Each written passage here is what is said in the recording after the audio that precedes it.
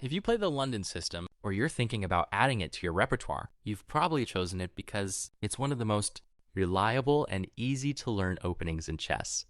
It gives white a solid position, a clear development plan, and helps you avoid a lot of complicated opening theory. That's exactly why it's used by everyone, from beginners all the way to grandmasters. But here's the problem.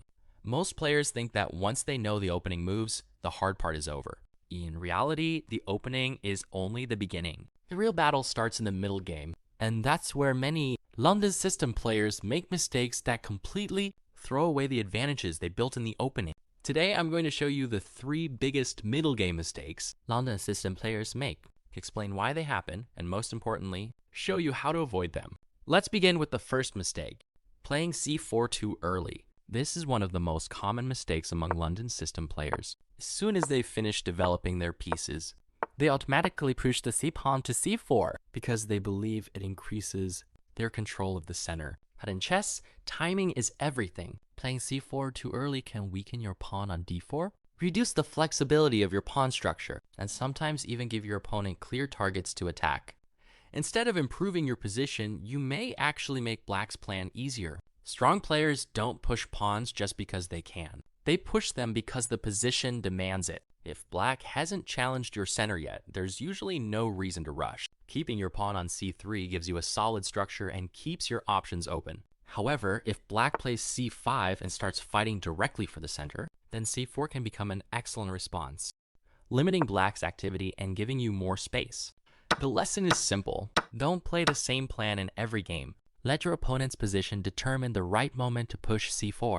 Now let's move on to the second mistake, giving away your bishop on f4 too easily. In the London system, this bishop is one of your most valuable pieces. It controls important squares. It supports future attacks against the king. Knight works perfectly together with your queen and knight. Unfortunately, many players exchange this bishop for a knight without getting enough in return, or they allow black to force an unnecessary trade. Once the bishop is gone, your attack often loses a lot of its power, and black's position becomes much easier to defend. Before exchanging this bishop, always ask yourself one question. What am I gaining in return? If the answer isn't clear, keep the bishop. Another common situation happens when black tries to chase it away with h6, followed by g5. Many players immediately retreat or simply trade the bishop. Instead, if the position allows it, move the bishop to g3. From there, it remains active. It continues controlling important diagonals and can become even stronger later in the game. Remember this. Your bishop on f4 is one of the foundations of the London system. Don't give it away without a very good reason. Now for the third mistake, building a great position and then doing absolutely nothing. This is probably the biggest reason why many London system players fail to convert good positions into victories. They finish developing their pieces, they castle, and everything looks perfect. Then they stop creating threats.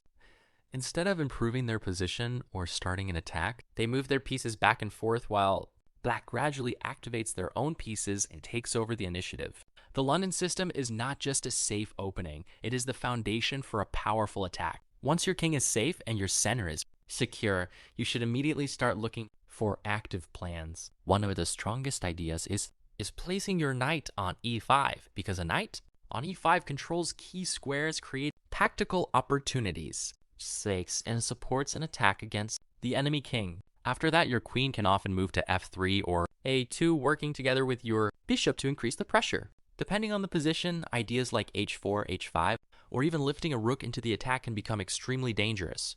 The most important thing is to stay active. If you stop asking your opponent difficult questions, eventually they will start asking difficult questions of you. Before we finish, here's one final piece of advice. If you truly want to master the London system, do not memorize moves, understand the ideas behind them. After every move, ask yourself, why did I play this move? What is my opponent trying to do? Which of my pieces is the least active? How can I improve it? And where should my attack begin? Players who understand these ideas improve much faster than players who simply memorize opening lines. Now let us quickly review everything. Do not rush to play c4 before the position is ready. Protect your bishop on f4 and avoid unnecessary exchanges. And finally, do not stop after development. Turn your solid position into an active attack.